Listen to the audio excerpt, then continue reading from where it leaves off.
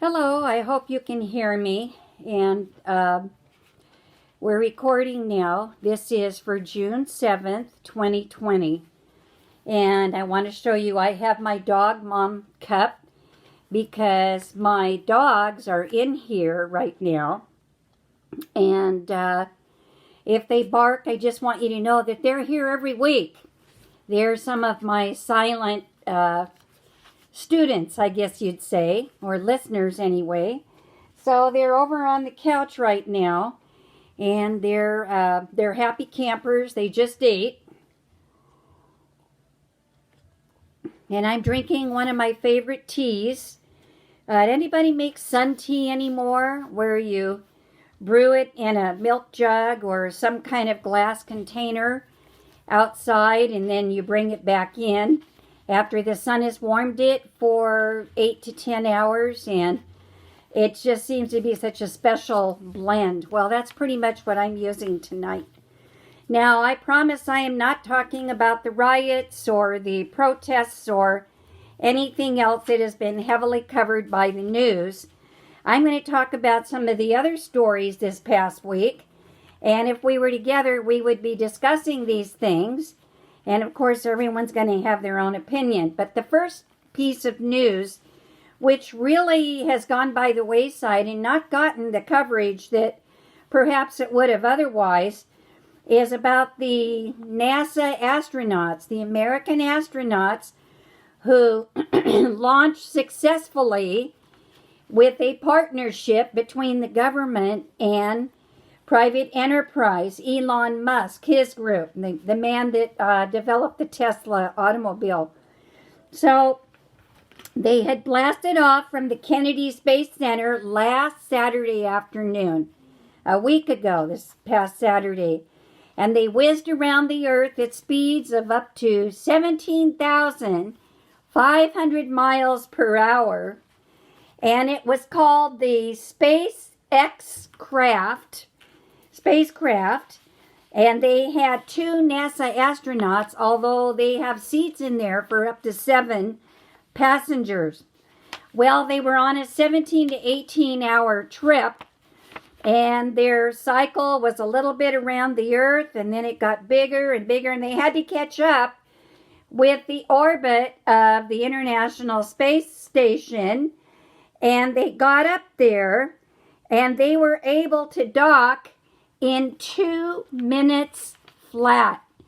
Now, normally docking of a spacecraft with the International Space Station can sometimes take a long time, but it was all computer programmed, and the astronauts were just there in case they had to manually take over. But the computer program worked like a charm, and they docked with the International Space Station Sunday morning and completed the first leg of a historic journey. Now, why is this so important? Because, folks, we are back in the space race, this time not so much against the old Soviet Union, but now against the Chinese, who are ahead of us with many of their space exploration activities. This is the first time that the NASA astronauts had launched from United States soil since the space shuttle was retired in 2011. It also marked the first time a private company flew astronauts to orbit. It was a test flight designed to see how well the spacecraft, which never flew humans before, it was only cargo, how it performed, and they did very well.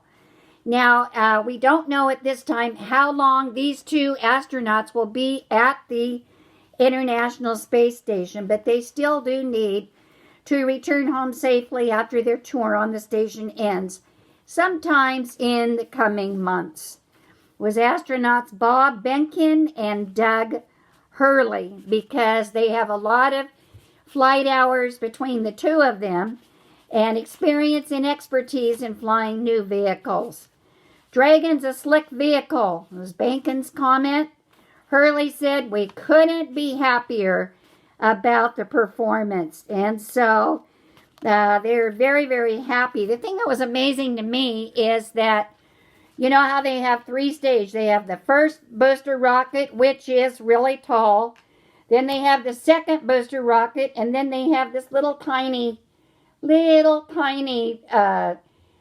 capsule with the human beings in it. Well, the first one did not just go back into the ocean and get junked. Oh no.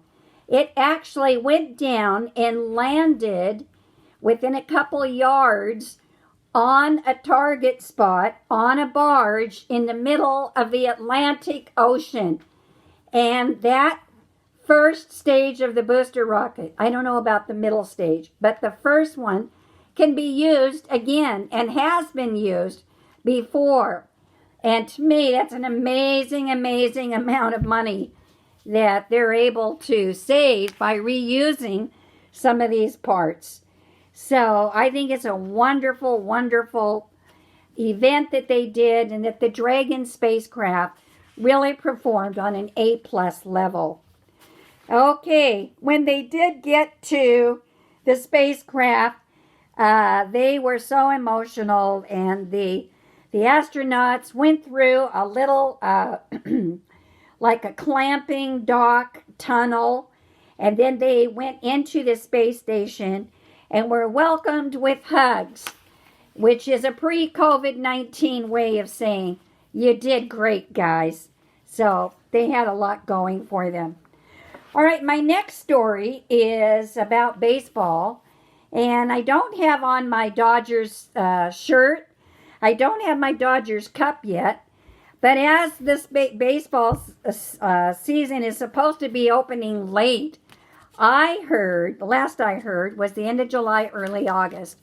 It all depends on what happens with the COVID-19, or SARS-2, as some people call the virus, what happens with it. But since it's pretty sunny out there, the numbers had been going way, way down. Now, what's going to happen with so many young people out in the streets with close contact, and many of them not wearing masks? We don't know if the numbers will start going back up again. There's been a lot of close contact and no physical distancing by anybody. But let me give you some nice baseball facts that are actually too strange to be made up. So let's take a look at these. When Jimmy Pearsall hit his 100th home run in 1963, he ran the bases in the correct order, but he faced backward while he ran them to celebrate. I don't know about you. I don't know if I could run all the bases backwards, but this guy did it. Didn't trip, didn't fall. Amazing. Let's talk about Babe Ruth. We all know who Babe Ruth was. Even had a candy bar named after him. His top salary in 1930 and 31 during the Depression years was $80,000. Now, if you adjusted that for inflation, that's the equivalent of a little bit more than $1.1 million today, which is a little less than middle reliever Antonio Bastardo made last year.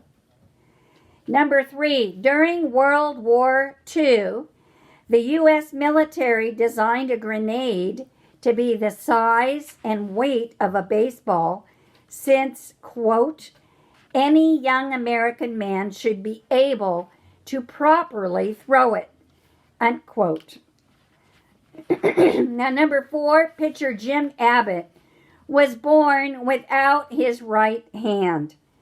He had a 10-season baseball career, including throwing a no-hitter for the New York Yankees versus Cleveland in 1993 without a right hand. I don't know about you. I don't think I could do without my right hand. No, sir. I don't think I could. Number 5, Bobby Richardson won the World Series Most Valuable Player, or MVP, in 1960 after hitting .367 with 12 RBIs, and he was playing for the losing team. Number 6, bank robber John Dillinger was once a professional second baseman, although he never did make it to the major leagues. Should have kept his old career and kept trying. Number 7, Eddie Goodell was the shortest man to ever play in a Major League Baseball game. You won't believe this, but it's true. He was 3 feet 7 inches tall. The St. Louis Browns owner Bill Vick put him in the game as a stunt, saying, quote, "He was by golly the best darn midget who ever played big league ball. He was also the only one." End of quote. Number 8, Geddy Lee from the band Rush had a huge collection of autographed baseballs from what used to be called the Negro Leagues. He donated over 200 balls to the Negro Leagues Baseball Museum in 2008. Number 9, Ralph Kiner is the only player ever to lead the league in homers for 7 years in a row. And that was his first 7 years as a major league player. And number 10, this is as far as I'll go with them today. There is an actual minor league baseball team named after the Springfield Isotopes of the Simpsons cartoon episode, Hungry, Hungry Homer. What's the name? They are the Albuquerque Isotopes. Well, that's enough for baseball right now. But let's go on to the fact that this week school ended for many, many children, especially across our state of California. You know, they closed down the last week of May in Florida, where my brother-in-law lives. And they start up earlier, too, the first week of August for the next school year. But in California, we are going till mid-June. And then we open up right after Labor Day, sometimes the last week of August. Depends on the particular district. So to celebrate school ending, and unfortunately, it has not ended yet for my grandkids. They're in the Saddleback district south of Irvine, and they have to go until June 11th. But we have a poem written by Bruce Lansky, and you sing it to the tune of the Battle Hymn of the Republic. So if I can have my tuning fork and my harmonica tune it for me, I'll try to sing it. And the name of the poem by Bruce Lansky, Class Dismissed. We have broken all the blackboards so the teachers cannot write. We have painted all the toilets black and all the lockers white. We have torn up all the math books and we've locked the school's front door. There won't be school no more. Bum, bum, bum, bum, bum. Glory, glory, hallelujah. School is closed now, what's it to ya? There won't be no more homework and there won't be no more tests. There won't be school no more. Bum, bum, bum, bum, bum. Okay, so I know that my grandkids are excited. And I asked their mom, well, they're still a little bit in quarantine. We're not to phase 4 yet. So what's it going to be like when they're not working on their little laptops anymore? And she said, not too much different. Just probably playing a lot more video games. Because the playground equipment in the local parks are still not open yet. The kids either play in the backyard or they sneak off to visit a friend, or they go to the park with mom and dad riding their bikes or roller skating or using the skateboard and taking the dog for a walk. That's about it. Otherwise, they're still indoors. Too bad. Now I want to talk about something that is coming up very, very soon. Monday is June 8th.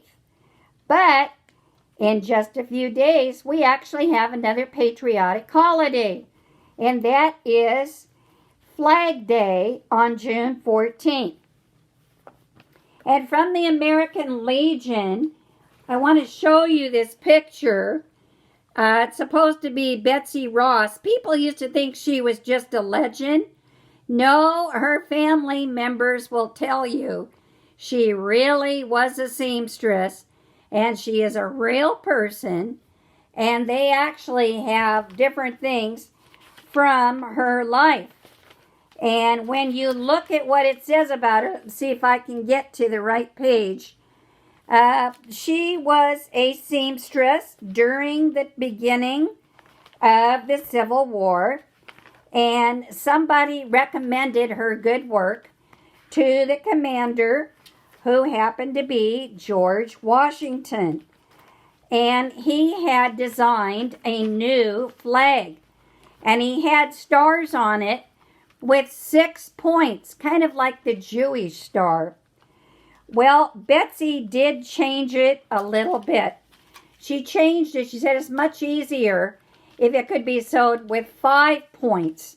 And so she is the one who came up with the 5-pointed star. Her grandson, William Canby, first related his family story of the flag's origins in an 1870 talk to the Historical Society of Philadelphia. Now everybody in school seems to know about Betsy Ross, how George Washington stepped into her Philadelphia shop on the eve of independence, a sketch in hand for a new flag to represent the colonies united in the rebellion against England. 13 red and white stripes along a blue canton with the new constellation, a circle of 13 stars. The seamstress, looking at the 6-pointed stars in the general's drawing, folded a piece of paper just sewn with one snip of her scissors, revealed and proposed a perfect 5-pointed star. Washington was convinced, and an important element of our national identity was confirmed. Well, who was this Betsy Ross, and what's her backstory? We know that she was 24 years old. We know she was an upholstery seamstress, Elizabeth Griscom Ross, and in spring of 1776, she was an experienced craftswoman.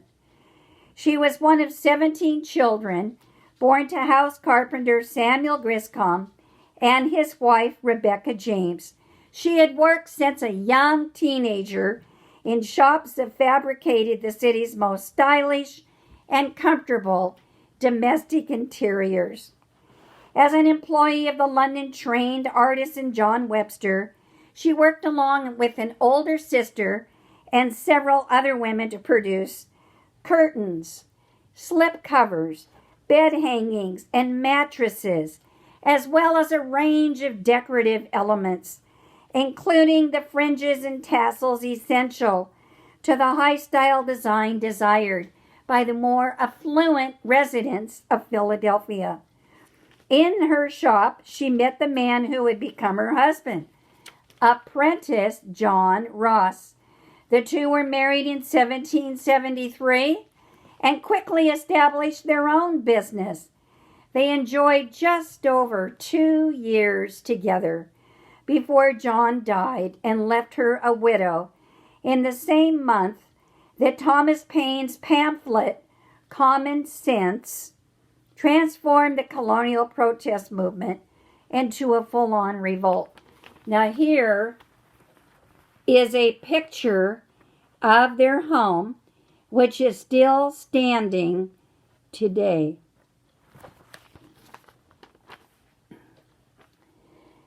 So in spring 1775, Anne King, Betsy's one-time supervisor in the Webster shop, sought to appeal to the Buy American impulse. Wasn't the first time we've been asked to buy American products, and it certainly would not be the last.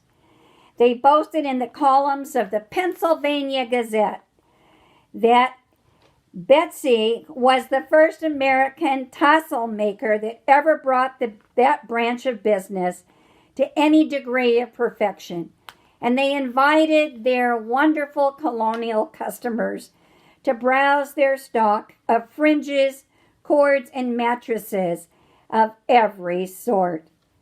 I think she was trying to distinguish herself from George Ritchie, who was a Scottish man from Edinburgh, whose Front Street shop, The Crown and Tassel, offered lines and tassels also, as well as all sorts of upholstery work in the newest fashions.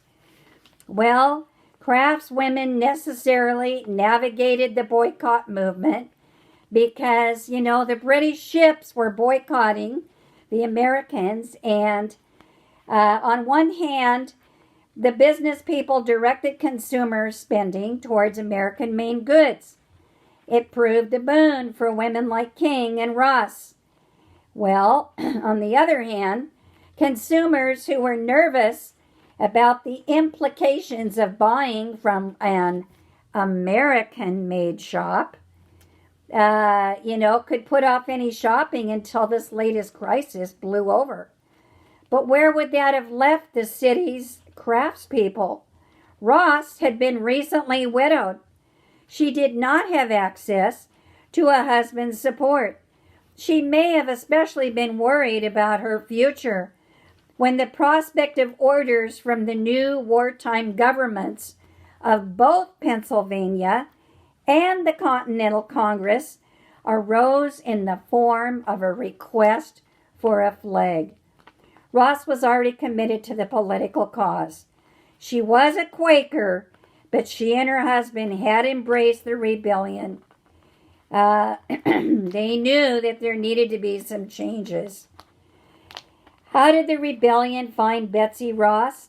A recent discovery through the papers of George Washington confirms that he met her when she and John fabricated new bed hangings for Washington's household. In 2014, the curator staff at Washington's home of Mount Vernon was preparing to refurnish the estate's second and third floor bedchambers. They carefully reviewed the papers in hopes of uncovering new information about how those rooms looked. They found in Washington's cash memoranda, which is held by the Huntington Library, these entries. September 23, 1774. Member left with Mr. Ross, the upholsterer, 5 half-joes to buy furniture. September 30, 1774, calico bed furniture. Also September 30, 7 yards of muslin. October 10, they were paid. Apparently on Friday, September 23, Washington, who was at that time a Virginia delegate to the Continental Congress, stopped into the Ross shop and gave John Ross 5 half-joes, which were Portuguese coins bearing the portrait of King Johannes V as a down payment towards 3 sets of new bed hangings. A week later, Washington had secured and supplied some of the necessary fabrics.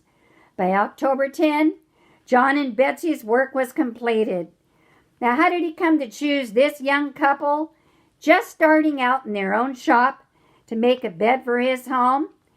Well, actually, it was his friend, Benjamin Chew, who was a Chief Justice of the Supreme Court of Pennsylvania, who recommended Ross's upholstery shop in Washington. You know what? The old adage is still true. It's all about who you know. Isn't that right? I think we could all say yes to that. Now, speaking of the flag, did you know there's a pamphlet out?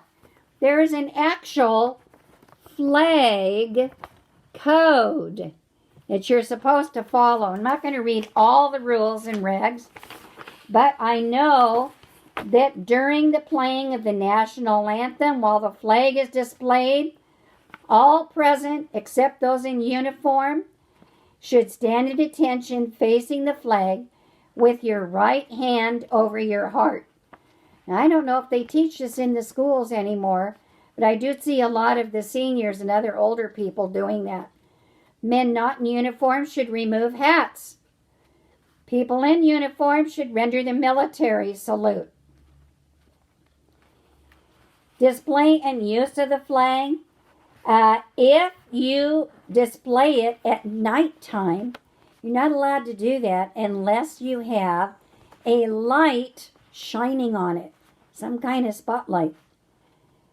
Okay, and another one is never let the flag be displayed on a float in a parade except from a staff in front of the center of the line. A flag should not be draped over the hood, top, sides, or back of a car, or a railroad train, or a boat. Oh, I see that one happening all the time. No other flag or pennant should be placed above the flag of the United States of America, except during church services conducted by naval chaplains at sea, when the church pennant may be flown above the flag during church services for the personnel of the Navy. And never, ever let the flag drop to the ground. Okay, and there are lots of other rules too. If you're interested in learning more about it, contact your nearest Daughters of the American Revolution chapter. And there is one in Fullerton. And then I love this. It's an essay written by U.S. Senator Orrin Hatch for a book called Threads of Honor by Gordon Ryan.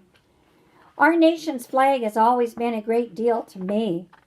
As a boy, I remember learning the Pledge of Allegiance along with my other schoolmates. As a Boy Scout, I learned the history of our flag and the symbolism it embodies.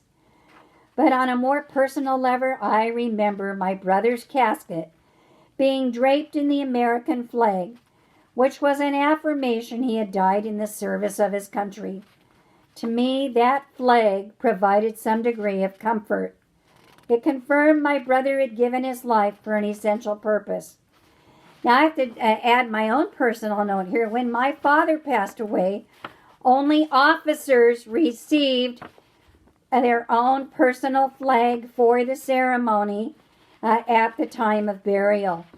Today, and I learned this when my husband passed in March, every single veteran in the U.S. services is entitled to get a flag, whether they're an officer or an enlisted person. Now back to what Orrin Hatch, the senator, said. Our flag is our most recognizable national symbol. All across America, it is proudly displayed. We find it flying from post offices in rural Utah and in front of glass-mirrored skyscrapers in New York City. It waves in schools, churches, synagogues, office buildings, town halls, and on the moon. It is shown in parades, on aircraft, on the patches sewn on uniforms, at political rallies, and yes, at funerals. The flag unites the generations. It has been carried into battle by the U.S. Armed Forces and flown from ships of the U.S. Navy since the day of its adoption. General George Washington understood well how important it was to fight under a unifying banner. The American flag has gone with our troops into every campaign from Yorktown to Gettysburg, from Below Woods to Omaha Beach, and from Kensong to Mogadishu. Our flag reminds us of our freedom and of the character of the American people, courageous, willing to sacrifice, and strong. These are values from our heritage and our future, values that we must instill in our youth. And I'm going to end with that today. I hope you've enjoyed a brief history lesson. And I hope that you have a wonderful week. And don't forget to salute your flag on Flag Day. Thank you. I miss you. Hope to see you soon.